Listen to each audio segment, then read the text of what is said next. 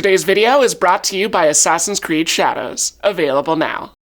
It's almost time to go back to the future, One Piece fans! With the seemingly never-ending hiatus finally coming to an end next month, fans can look forward to returning to the Straw Hats' adventures on Egghead Island. However, with that 6-month gap, it's understandable if things might be a little hazy as to where we left off, so we figured it might be helpful to offer a quick refresher to catch you up to speed in preparation for all the impending action. So slip into your favorite futuristic outfit, zap up a serving of your favorite snacks, and relax as we catch you up on everything you need to remember from Part 1 of Egghead Island. Obviously, this video will completely spoil everything up to the most recent episode of 1122, so if you're not caught up and happen to stumble onto this video by accident, this is your final warning before we dive in. I'm serious. I don't want to see any complaints in the comments that you weren't fairly warned. Dan.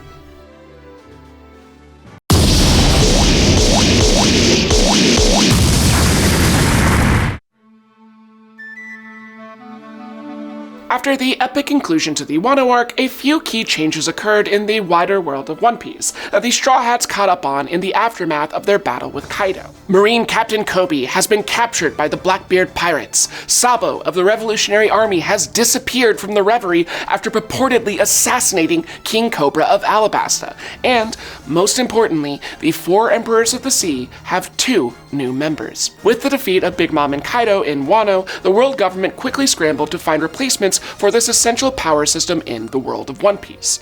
Luffy was the obvious choice to fill one of the slots, but the second newly crowned emperor was a bit surprising. Buggy the Clown. While the genius jester has been no stranger to failing upwards throughout the series, having just served as one of the 7 warlords before that system was dissolved at the Reverie, what really solidified Buggy's status was the apparent role in launching a new system of power upon the world.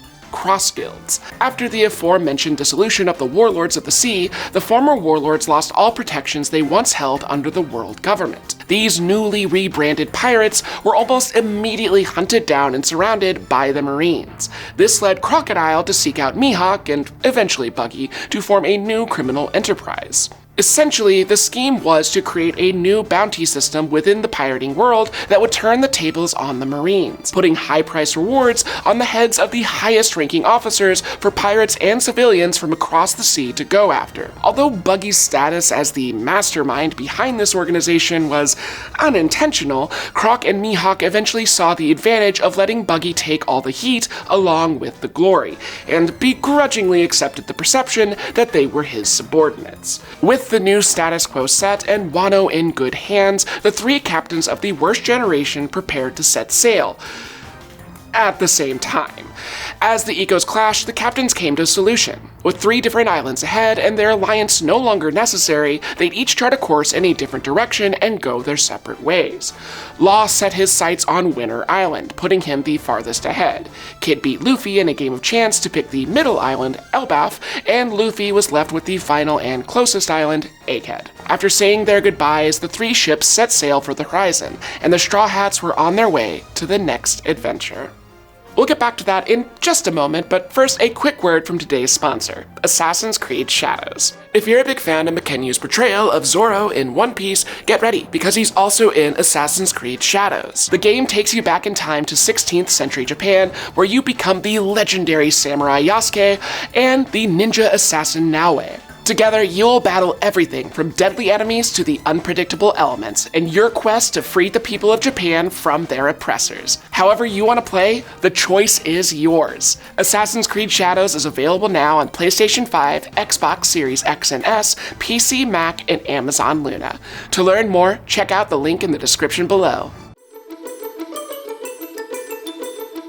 After departing Wano, the Straw Hats find themselves entering harsh winter weather on the seas, and come across a massive eddy, which is a sort of black hole whirlpool anomaly caused by warm water in the ocean and, in this case, somehow pushed above sea level. When the crew notices someone trapped within the eddy, Zoro quickly does what he does best. slices first and asks questions later. This frees the mysterious figure inside, revealed to be worst generation pirate Jewelry Bonnie, and in a series of chaotic mishaps, her, Chopper, and Luffy are whisked away out to sea. Jinbei leaves the Sunny and Frankie's hands as he dives in after them, and the crew officially breaks into two parties. As Jinbei rescues Team Luffy, the rest of the crew on Team Sunny find themselves in a new predicament, as the giant mechanical shark that had been pursuing Bonnie turns its sights on the Sunny instead. Fortunately, the ship and crew are saved by the appearance of another giant robotic figure, this time helmed by a mysterious woman who introduces herself as Dr. Vegapunk. Much to the confusion of figures like Robin and Frankie, who quickly note something off about the youthful appearance of this legendary scientist. We quickly learn that this woman is not the Dr. Vegapunk, but rather one of what we will come to know as Vegapunk's 6 satellites, a sort of network of clones who represent a unique side of the original's personality, this one being Punko 2, Lilith the Evil. However, before Lilith can plunder the Straw Hats for their money, she is contacted by another of the satellites who instructs her to bring them to the island. Back on the outskirts shores of the island, Team Luffy regroups as they catch up with Bonnie, who reveals that she has been to this island before. Turns out she is there on a revenge mission against Dr. Vegapunk for allegedly turning her father into a cyborg and stripping away his humanity. As they make their way deeper into the island, they are greeted by the futuristic world of Egghead on full display, where they discover all sorts of fun sci-fi oddities, from holograms to clothing machines, and most important to Luffy, an automatic food dispenser. It is also at this point that they come across a giant female figure, Punk 05 Atlas, as well as one of the pacifistas, Dr. Vegapunk's army of robotic Kuma clones, who targets and engages the team. As Luffy prepares a counterattack, Bonnie unexpectedly intervenes, revealing that Bartholomew Kuma is her aforementioned father, and that she will accept no violence against him, including his pacifista doppelgangers.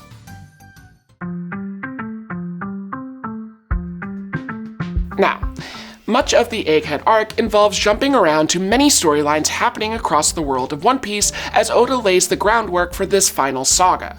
So we're going to break up our video with little refreshers on those additional storylines as well. In our first quick detour, we'll catch up with Law and the Heart Pirates, who, after Wano, find themselves in a heated battle with the Blackbeard pirates in the seas near Winter Island.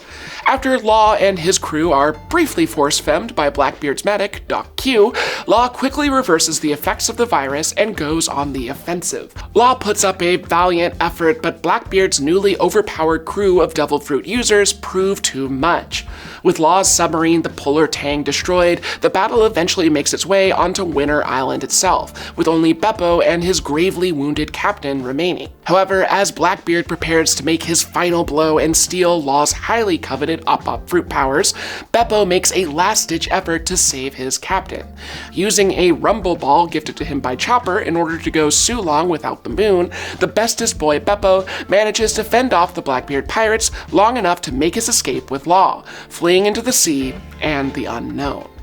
Yet, while they escape with their lives, that day on Winter Island marks the defeat of the Heart Pirates. Also around this time we learned that not only has Charlotte Pudding been kidnapped by Blackbeard, but that he did so with the help of his newest crew member, former Marine Admiral Kuzan. But more on that tea later.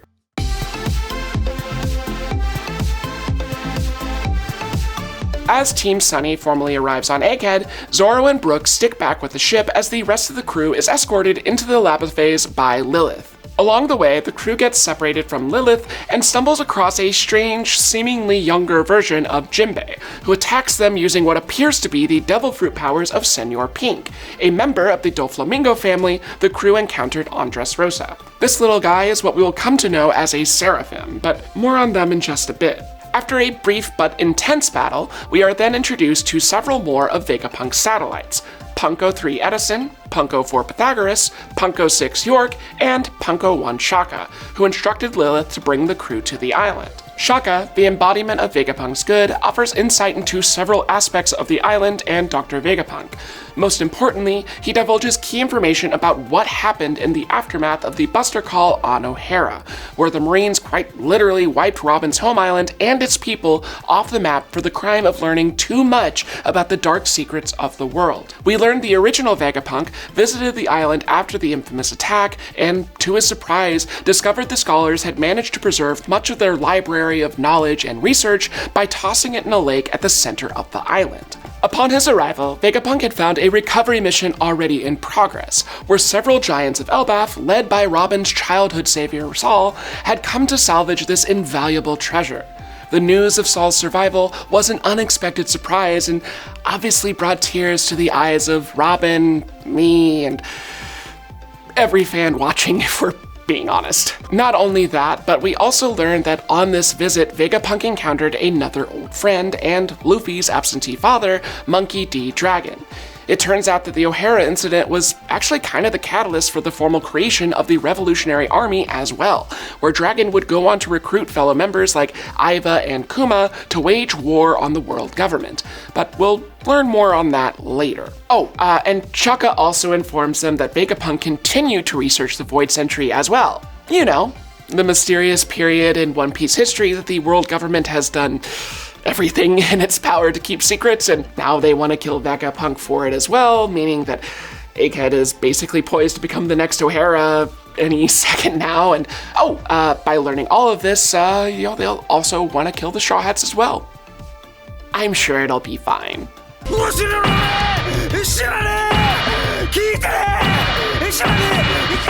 Anyway, checking back up on Team Luffy, Bonnie manages to help the group evade the Pacifista's wrath by distorting everyone's ages, turning her and Jinbei into children and Chopper and Luffy into old men. They then accidentally stumble through a wall to find themselves in a peculiar junkyard of Vegapunk's discarded inventions. Eventually, the group comes across a giant ancient robot, which seems to coincide with Shaka's revelation that the island they are on is actually the site of an even more advanced civilization from 900 years ago. As Luffy and Chopper enthusiastically investigate the Iron Giant, they discover the true Dr. Vegapunk trapped within.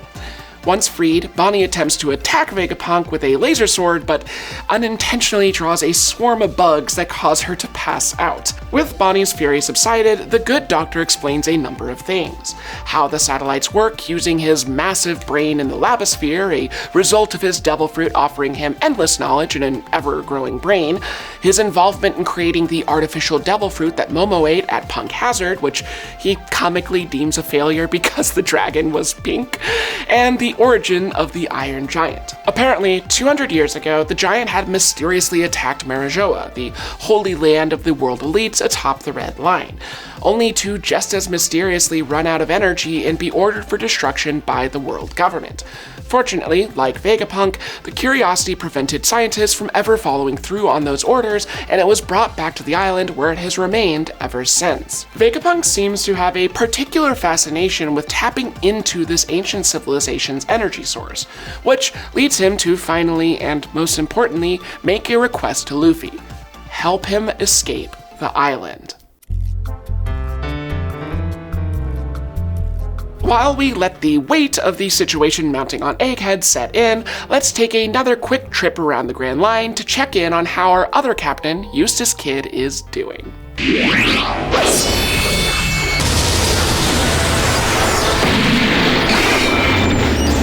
Now, this part gets a little complicated, so just to put this simply for those that might be having trouble following, I made a helpful visual aid. Now, if you'll look at the chart here, as Kid approached Elbaf, increasingly f***ing around, we find Vegapunk's law in full display as we witness an equal and opposite force of finding out in full glory, wherein Shanks, in scientific terms, wrecked his shit. Any questions?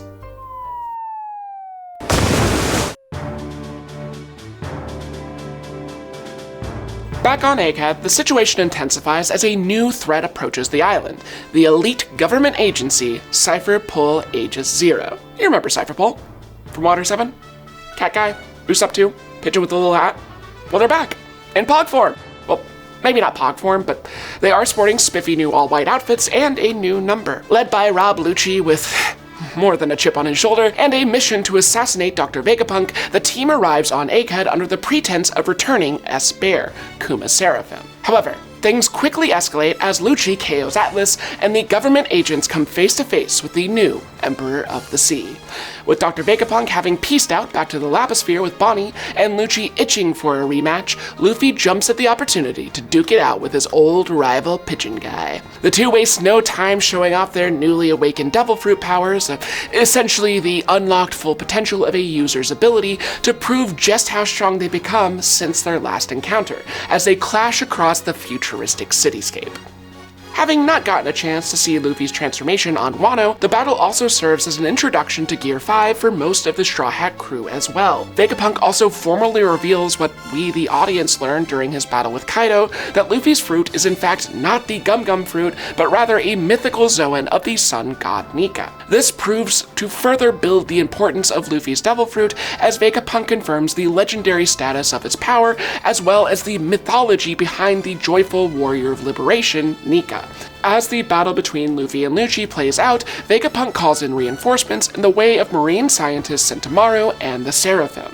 I've mentioned the Seraphims a few times at this point, so let's take a moment to run down everything that you need to know. Basically, the Seraphim are a new clone program created by Dr. Vegapunk to be an even greater power for the world government than the pacifistas, and replace the former warlord system.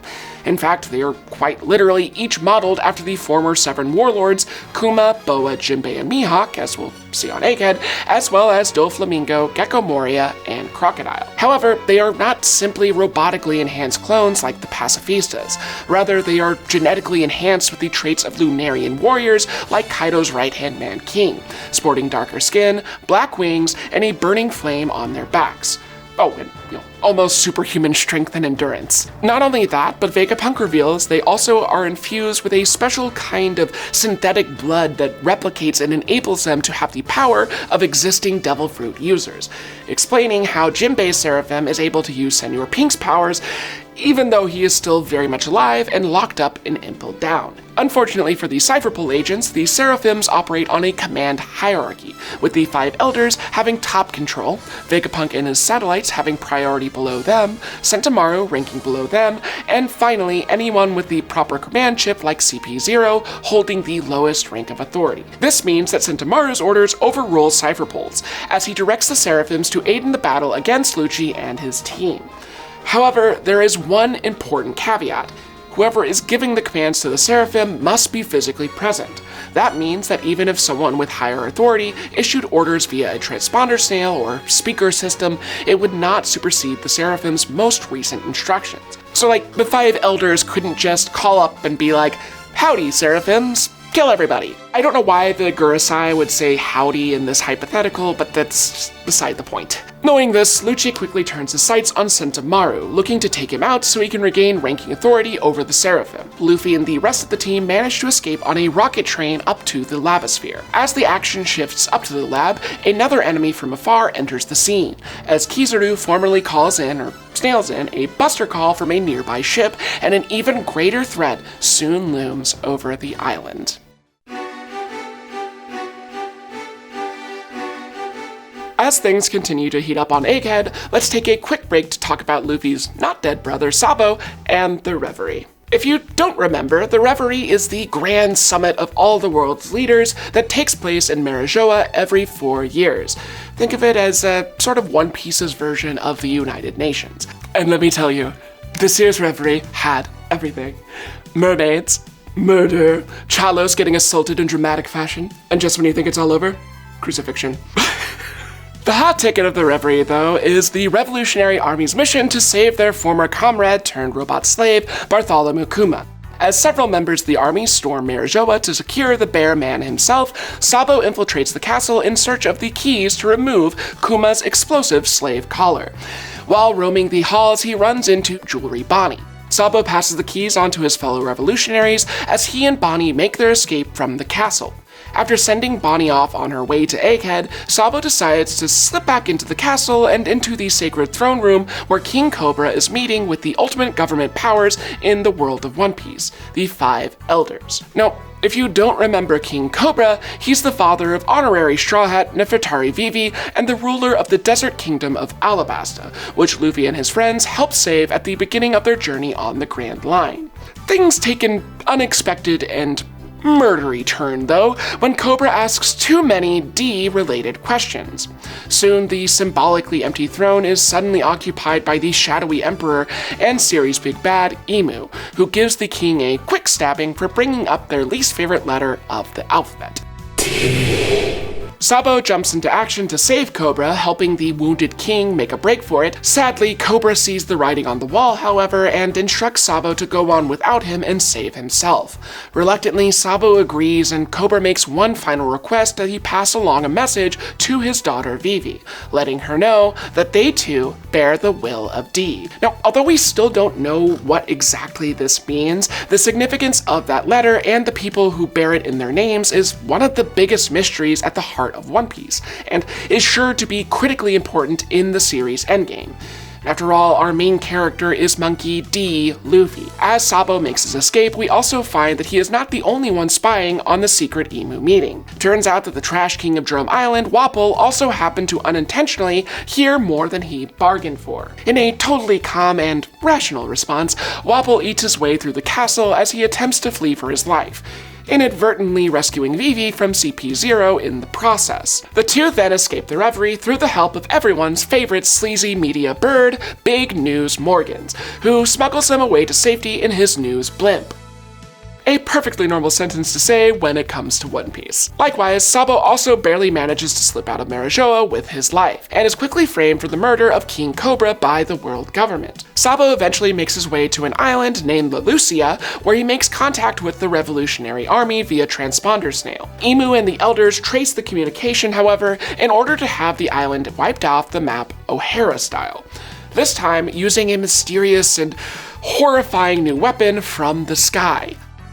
Fortunately, Sabo arrives safely back at the base of the Revolutionary Army. Dragon and the rest of the group are relieved, but understandably want answers as to how he's still alive and, the whole regicide thing. Sabo recounts his endeavors and reveals he was actually safely off the island with recruits from the Lucia and used a relay call to trick the world government into thinking he was still there. In the aftermath of the Reverie, the Revolutionary Army is left with a number of questions involving the truth of the world government and the power of this mysterious new threat, which appears to be one of the legendary ancient weapons long teased throughout the series. Not only that, but after all the effort to retrieve him from the clutches of the celestial dragons, Kuma randomly and inexplicably left the safety of the Revolutionary Army on some sort of mission, as we last see him scaling the walls of the Red Line with a fierce and unwavering determination.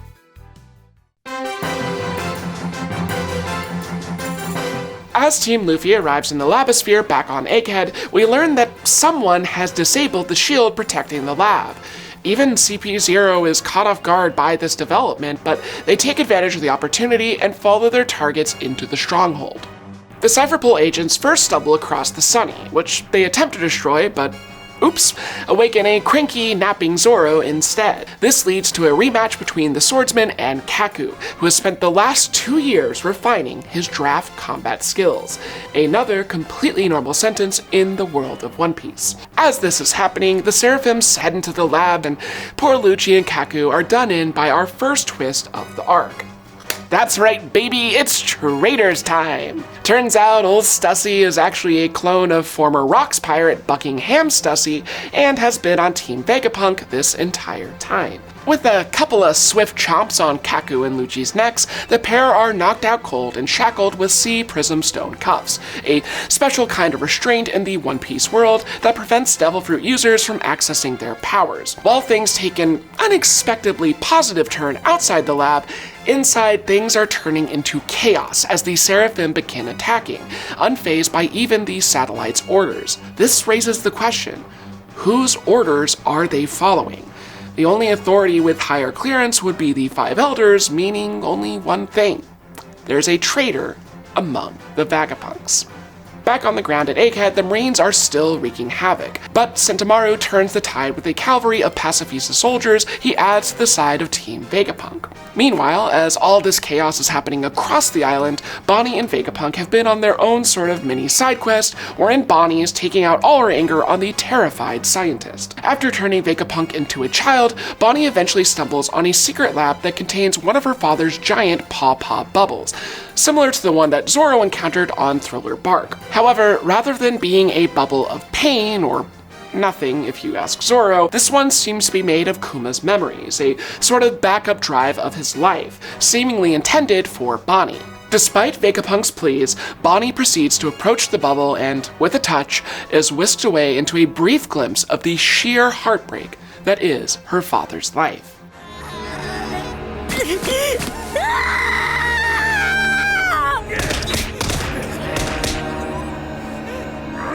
Yeah. Just get ready, folks, because if that one taste has you emotional, you and Bonnie ain't seen nothing yet.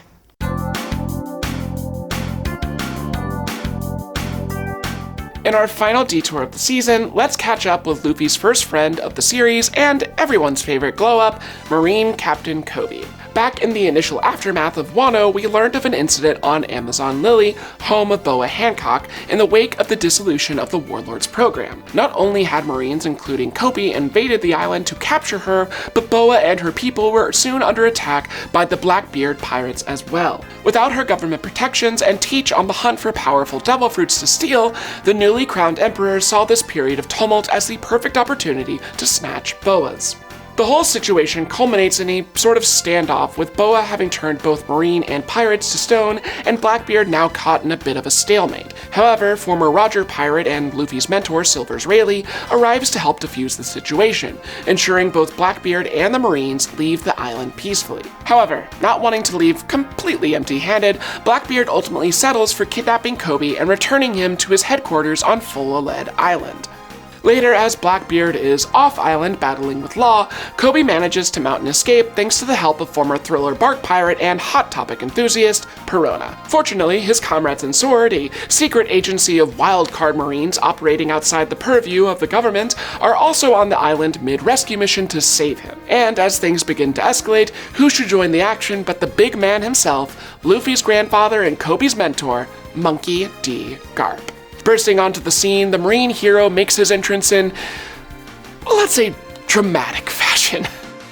Diving in fists first, Garp finds himself square in the action as he attempts to save his new favorite student by facing off against his former favorite student, Kuzan. It is here that we learn that in the aftermath of his falling out with the Marines, Kuzan was eventually approached by Blackbeard and recruited to join his crew. It's unclear just what Kuzan's motivations are at this point and whether he could still be secretly working for the Marines, but for now he is all in on that pirate life. The former student and master clash in a powerful and emotional battle, which buys the rest of the Sword agents and Koby the time and opportunity to make their escape. However, Blackbeard's crew member Pizarro, whose devil fruit allows him to literally control the island itself, prepares to destroy the getaway ships with his colossal hand. Instructing his pupils to save the ships and get away while they can, Garp holds back, putting his full trust in the future of the Marines that Koby represents.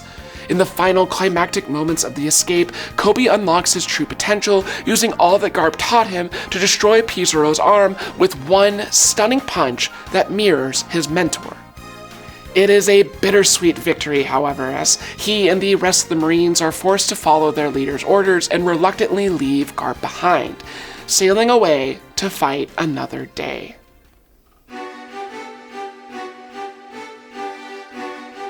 With Lucci and Kaku taken out, the entire Straw Hat team finally regroups inside the central control room of the lab. Unfortunately, the situation has still not improved. Not only are the rogue Seraphims still running amok, but Shaka has lost control of the security system, and now it appears that Vegapunk has gone missing as well. With Pythagoras already leading a search across the facilities, the group decides to split up into teams to try and help find Vegapunk, minus Luffy and Zoro, who stick back at the control room with Shaka to look after Lucci and Kaku. Team Lilith, made up of Frankie, Usopp, and York, head to the third floor of Building C, where they stumble across Pythagoras' destroyed body, fearing him dead. However, they are relieved to find that he has survived the mysterious attack by detaching and escaping as only his head. The team isn't out of the woods yet though, as York finds S. Snake and is quickly turned to stone by the rogue Seraphim. Still unresponsive to Lilith's orders, S. Snake attacks the rest of the group, eventually turning Lilith, Frankie, and Usopp into stone before turning her sights on Pythagoras' head. Team Edison, consisting of Nami and Brooke, search the third floor of Building A, and have the misfortune of coming across their own Seraphim, S. Shark. After he mortally wounds Edison, Nami attempts to fend off the clone, but she is simply no match. Fortunately, Sanji, who had been with Team Stussy, senses the danger and comes to help. Meanwhile, the rest of Team Stussy, now just her and Jinbei, search the second floor of Building B. Stussy establishes a transponder snail communication with Sentomaru, revealing CP0's mission to assassinate Vegapunk and Kizaru's impending arrival. With the full gravity of the situation on high alert, Sentomaru begins organizing emergency evacuations for the island. On the second floor of Building A, Team Atlas, consisting of Robin and Chopper, continue to search for Vegapunk when Atlas recalls an old forgotten lab in the facility that may be worth checking out. Back at the control room with Team Shaka, Luffy and Zoro encounter S. Snake and S. Bear, who launch an attack on the team. Overpowered and limited by their need to move and protect the restrained Lucci and Kaku, Luffy reluctantly agrees to free the duo and form a temporary alliance, much to Zoro's anger and mistrust. With the team now getting the added power of 2 new fighters, the tables initially appear to turn, but soon the group realized that despite their firepower, their relentless attacks had not seemed to have any effect on the Seraphim. This is when Zoro finally and hilariously makes the connection with King, and informs the team that the Seraphim's weakness will come when the flames on their back are out. Unfortunately, also confirming that when the flames are on, the Lunarian clones are nigh indestructible. This leads Shaka to have a hunch about where Vegapunk could be hiding, and he heads out on his own to investigate. Finally, this brings Shaka to a climactic encounter in the basement, where he discovers that his hunch was correct and Vegapunk is being held captive. And that's when he gets promptly shot in the head and killed. Cause it's Traitors time again, baby! That's right, it's finally time for Traitor number 2 to make their grand entrance. No, it wasn't the prime suspect Lilith, and it clearly wasn't the other fan favorite pick Shaka, it was York. Yeah. Turns out making a clone embodiment of all your greed was somehow a worse decision than one made of your evil.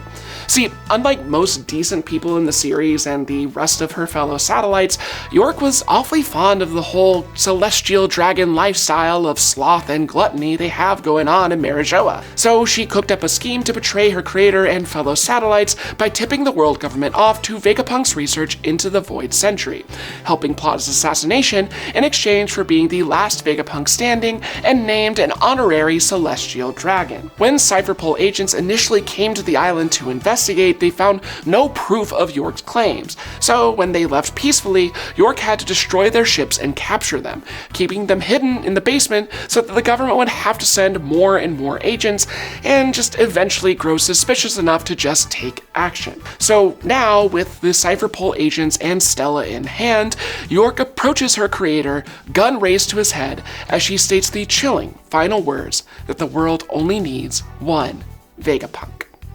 News of the Yonko's activity on the island soon spread across the seas, with the world government of course pushing the narrative that Luffy is a force of evil out to kill Vegapunk. The following day will come to be known as the Egghead Incident, the events of which will have a sweeping impact on the world of One Piece as we know it, and change the course of history forever. And that, dear One Piece fans, is where we will soon pick up when Egghead Part 2 kicks off April 6th. Thank you so much for watching. If you liked this video and would like to see more anime content, be sure to let us know in the comments below. While you're there, let us know what you're most looking forward to when One Piece returns, and don't forget to like, share, and subscribe so you can stay up to date on all the latest and greatest from the world of pop culture right here on Nerdist.